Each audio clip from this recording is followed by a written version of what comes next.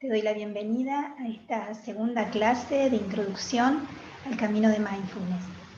En la clase anterior vimos cómo podemos entrar en espirales de pensamiento involuntarios que nos llevan a la rumiación, al desgaste emocional y mental, esos pensamientos automáticos que pretenden sacarnos justamente de algunas situaciones que pueden llegar a ser para nosotros difíciles, pero que en realidad nos provocan muchas veces más ansiedad, más estrés, más malestar. También vimos cómo el diseño de nuestro cerebro está preparado como para activar todas diferentes zonas del cerebro, como para estar alertas o en el caso de que tengamos que defendernos o huir. Son zonas del cerebro que han sido parte de nuestra evolución como especie y que nos han permitido además sobrevivir como especie. Pero también te anticipé que tenemos posibilidades todos de acceder a ciertas herramientas con las cuales nos podemos estabilizar, con las cuales podemos prevenir no caer en esos espirales de pensamiento que nos traen malestar, que se vinculan con emociones que son aflictivas y que nos pueden permitir transitar cualquier experiencia desde un lugar mucho más estable, gestionando justamente una mente estable. Así que vamos a comenzar a compartir este camino, que es el camino de mindfulness. Y bueno, como dice en este slide, mindfulness es un sendero de calma y sabiduría.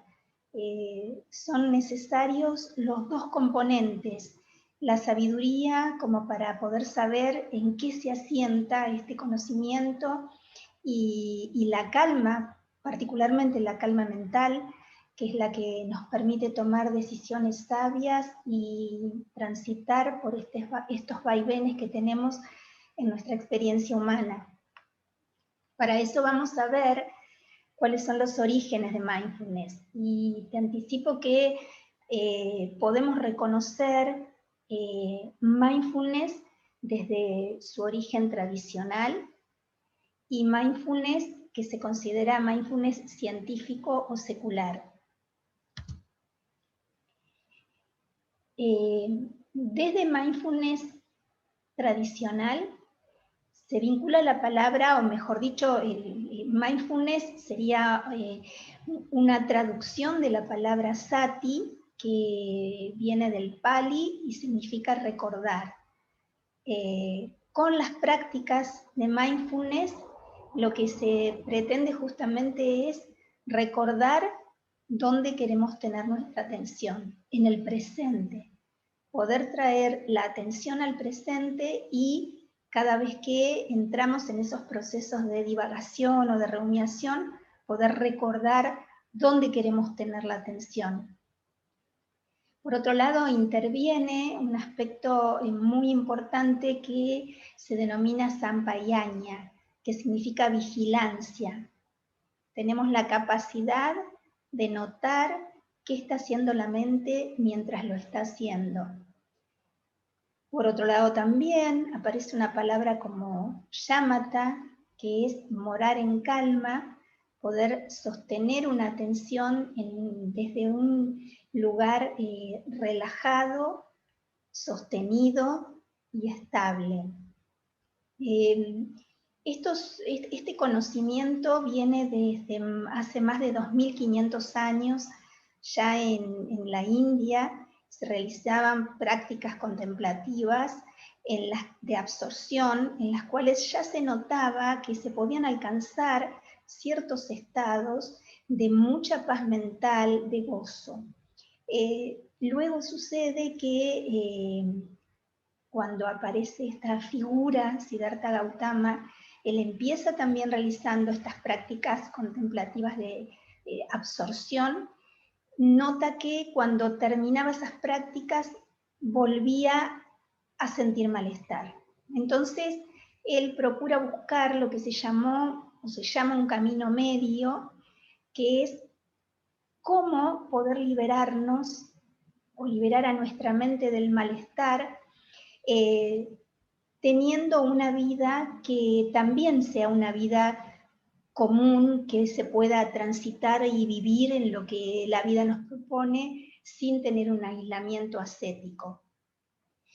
Entonces, él nota que todos sufrimos, que todos los seres humanos tenemos malestar, y su entonces ocupación es buscar un camino para poder erradicar esas causas, buscar un camino donde se pueda encontrar una felicidad estable y duradera. También aparecen otras dos palabras del tibetano que tienen que ver con mindfulness, con este tipo particular de práctica de meditación, y una de ellas es la palabra gom, familiarizar a la mente con lo que le es constructivo. Y por otro lado aparece la palabra bhavana, cultivar lo saludable mientras se alivia lo no saludable. O sea que, además de entrenar la atención, aparecen componentes que tienen que ver con la sabiduría y con la ética. O sea, no es solamente el cultivo de una atención y de una atención sostenida, sino que también aparecen otros componentes que hacen a otro tipo de, digamos, de cultivos internos relacionados con aspectos constructivos. Y no hace muchos años aparece en Occidente mindfulness de la mano de la ciencia, que comienza a investigar cuáles son los efectos de estos tipos de meditación en el cerebro.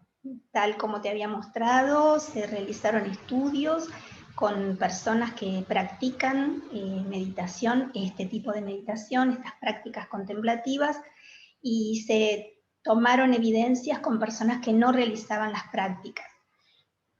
Entonces aparecen cada vez más justamente este tipo de estudios con neurocientíficos que se han dedicado y se siguen dedicando a profundizar. Y no quería dejar de poner al lado la palabra secular, porque en realidad se dice que este otro tipo de mindfulness, que no es el tradicional, es secular porque abarca lo científico y lo no científico, y porque abarca a quienes tienen alguna religión, cualquier tipo de religión, o no la tienen, porque se considera que mindfulness es una capacidad que tenemos todos, como la capacidad de respirar o de parpadear, es algo tan natural en nosotros que tiene que ver con algo que ya como seres humanos lo hemos heredado. Entonces te hago alguna aproximación a algunas definiciones de mindfulness, como por ejemplo la de Jon Kabat-Zinn, que dice que mindfulness es poner atención voluntariamente. Tal como yo te había explicado, este tipo de atención no es automática, es una atención voluntaria en el momento presente de una manera no enjuiciadora, sin poner juicios a lo que está sucediendo en la experiencia presente. Otra definición dice que es recordar, sati, poner atención a lo que está ocurriendo en la propia experiencia, en uno, con cuidado y discernimiento. O sea que acá aparece ya otro componente, que no es solamente el hecho de enfocar la atención, sino también con actitudes de cuidado con uno mismo y por otro lado de discernimiento, o sea, de reconocer si aquello que estoy atendiendo es constructivo.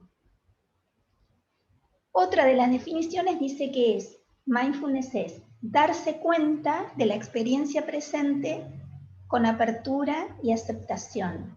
Acá también aparecen dos palabras muy significativas para este tipo de atención plena, que es apertura, apertura a todo lo que esté ocurriendo, haciendo espacio, sin preferir una cosa, sin rechazar otra, y con aceptación. Y por otro lado, hay otra definición que dice que es la capacidad de atender a la experiencia que transcurre momento tras momento con una serie de actitudes saludables. Se dice, en esta definición no se habla de atender al presente, porque también algunas corrientes dicen que el presente no es una foto fija, en realidad son situaciones que se producen momento tras momento. Entonces es atender a lo que va sucediendo momento tras momento.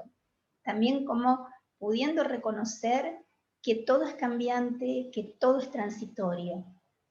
Y con una serie de actitudes saludables. Y aquí es donde viene algo muy particular que sí toca este tipo de atención. Y son estas actitudes. Sin juzgar, que es una actitud que ya está mencionada en la definición de Jon Kabat-Zinn, es atender a lo que está presente. Es un gran desafío, porque en realidad nuestra mente está muy acostumbrada a juzgar. Entonces, poder atender sin juicios es un gran desafío. Según Jon Kabat-Zinn, es el gran desafío que tenemos los seres humanos. Otra actitud es mente de principiante, que tiene que ver con notar que todo es nuevo, que todo es fresco. En realidad tenemos una mente, como habíamos hablado, que principalmente tiende a estar en piloto automático. Entonces, vamos perdiendo la capacidad de asombro, parece que ya todo lo conocemos, caminamos por lugares, aunque pasemos todos los días por ahí, creemos que ya conocemos todo de memoria y no vamos notando cambios a veces que se producen en ese lugar por el que transitamos. O nos pasa con las personas también, que sacamos fotos fijas y nos vamos notando esos cambios. Así que la mente de principiante, que trae el asombro, que trae la curiosidad, es otra de las actitudes de mindfulness. La aceptación, que ya te lo había mencionado, que está relacionada con la otra actitud, sin luchar, sin pretender que todo sea como yo quiero, no tiene que ver con resignarse, porque resignarse tiene hasta como un dejo de tristeza, de renuncia. En realidad no, tiene que ver con saber que la lucha mental ante la situación tal cual es desgasta, trae más dolor, trae más malestar. Paciencia es otra de las actitudes. Generalmente queremos que las cosas sucedan ya, nunca tenemos tiempo suficiente, entonces también cultivar la paciencia en este tipo de prácticas contemplativas ayuda mucho a la estabilidad y a la calma. Poder confiar en nosotros. Generalmente tenemos voces que nos están juzgando, que nos están poniendo objetivos, y esas voces son internas. Hay todo un mundo que nos pone, entre comillas, como en continuas exigencias. Pero nosotros somos quienes podemos gestionar nuestro interior. Entonces, en la medida en que nosotros vamos con esta tranquilidad interna, gestionando estos otros recursos que nos acompañan, podemos ir ganando confianza y amabilidad hacia nuestra experiencia como seres humanos, sabiendo que tenemos una naturaleza que es frágil, vulnerable, que estamos expuestos a la enfermedad, al dolor, a las pérdidas. Entonces, tener una gran capacidad de amabilidad hacia nosotros mismos y hacia los demás seres humanos es también algo que nos ayuda a equilibrar la mente y el corazón. Acá te presento a 3 referentes de mindfulness, Matthew Ricard y Thich Nhat Hanh, 2 referentes que tienen que ver con mindfulness tradicional. y a Jon Kabat-Zinn, que fue quien trajo Mindfulness a Occidente, quien desarrolló Mindfulness basado en la reducción del estrés, trabajó con enfermos con dolor crónico, con Mindfulness, y bueno, ya el protocolo de su investigación está totalmente avalado por la ciencia, y bueno, también es quien nos ha permitido poder acceder a muchas más personas en Occidente a reconocer justamente el valor de la atención plena para gestionar la ansiedad, para gestionar el estrés, y para tener una puerta de ingreso a otros recursos internos que también nos van construyendo desde este espacio. Entonces vamos a comenzar también a entrar ahora con a qué se refiere Mindfulness y qué entrenamos, porque justamente se trata de un entrenamiento. Esto también es importante saber, que Mindfulness no es una aspirina que tomamos para salir de alguna situación que nos duele o que nos molesta. Tiene que ver con, como dice abajo, que es un enfoque que permite que nos aproximemos a lo que estamos experimentando con esas actitudes que te mencioné antes, y no como una forma de cambiar la experiencia. Para ir cultivando esta manera se necesita entrenamiento. Entonces, se va entrenando comenzando por seleccionar el foco de la atención, poder mantener la atención y notar cuando nos distraemos. Porque, como te lo había mencionado, es un proceso natural, que tratamos de concentrarnos, de prestar nuestra atención a algo específico, pero naturalmente la mente se distrae. Entonces lo que entrenamos es cada vez poder sostener más el foco de atención y cada vez más notar cuando nos distraemos. Interviene en la memoria de trabajo, por ejemplo, que es la que nos permite mantener el foco de la atención. Interviene el sistema de alerta, que nos permite notar cuando nos hemos distraído. Así que estos avances de la ciencia van avalando que el cultivo de esta atención plena es posible. Y se van desarrollando, por un lado, la memoria, sati, entonces vamos desarrollando cada vez más memoria, y se desarrolla también la metaconciencia, sampayanya, que es esa capacidad de notar qué está haciendo nuestra mente mientras lo está haciendo. Se dice que esa capacidad, la metaconciencia o sampayanya, es como un vigilante que está en la puerta de una habitación y que está notando qué es lo que está sucediendo adentro de la habitación sin intervenir. Esta realmente es una gran habilidad que está en nosotros, pero que necesitamos entrenarla con este tipo de conciencia plena.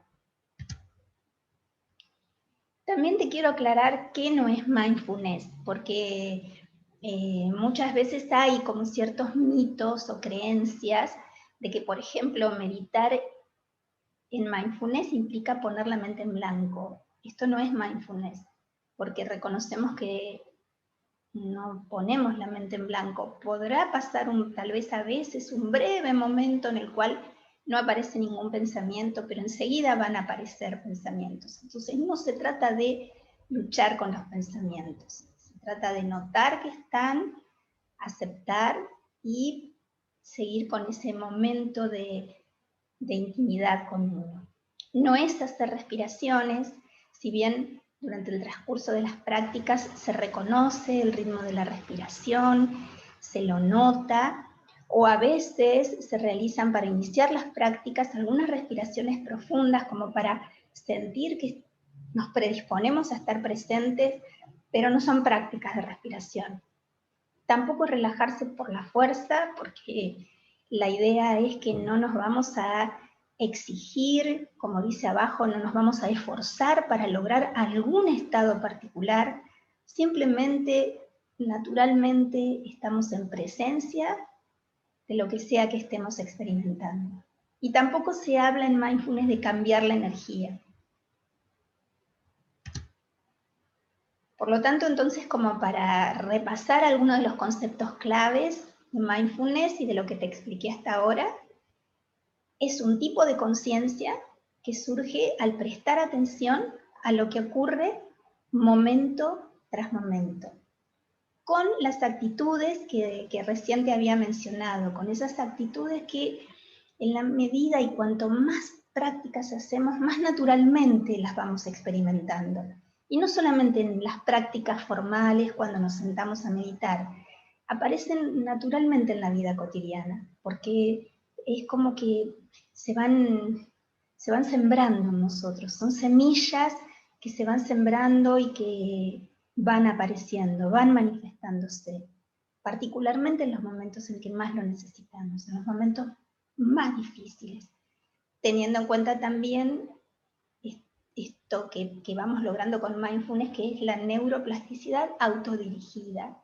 Vamos ayudando a que nuestro cerebro vaya teniendo nuevas rutas neuronales que nos permitan ir cambiando ciertas modalidades tal vez o creencias rígidas que teníamos y que nos sumían en ciertos patrones de malestar.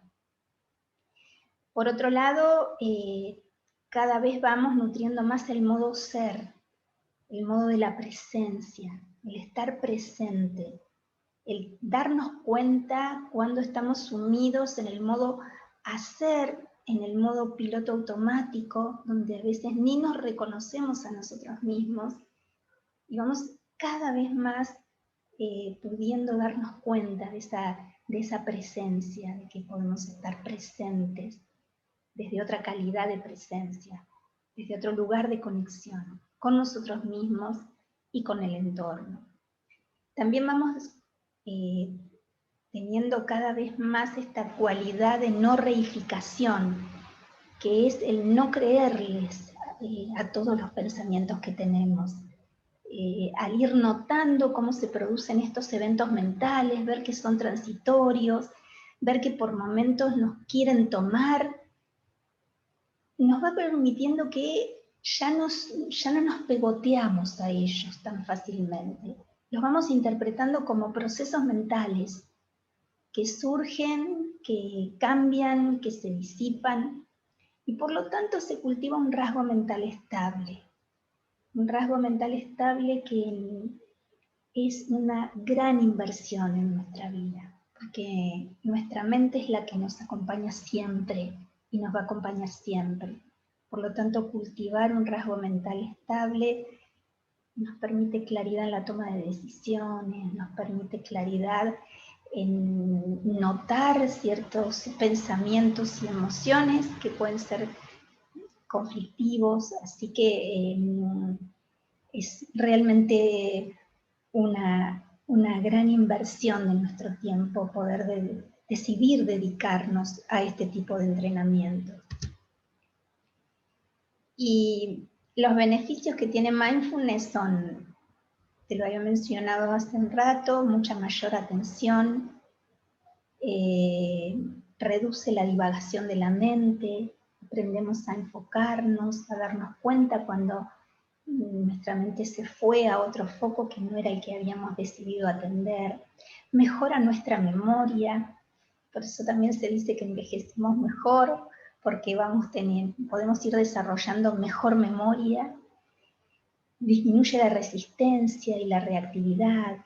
La resistencia nos trae mucho dolor, mucho sufrimiento, cuando no queremos que las cosas sean como son, por ejemplo, no queremos tener malestar, aparece la resistencia y la resistencia no soluciona los problemas.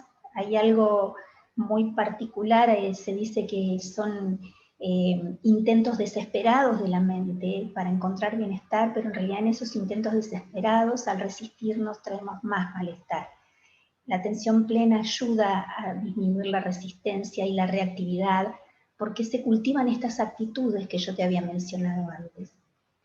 Por lo tanto, hay más perspectiva, hay mucha más apertura, hay una mente abierta, que nos permite tener soluciones creativas, que nos permite ver una situación desde diferentes ángulos. Y esto desde ya que nos trae más salud psicológica y por lo tanto mejor ciudadanía institucional, quiere decir mejores condiciones de convivencia. Y se cultivan potenciales humanos que tienen que ver con la quietud mental o la calma mental, esto es desde el enfoque tradicional, mayor claridad y gozo. Se dice que aún podemos estar en medio de una tormenta y poder gozar el sentirnos vivos.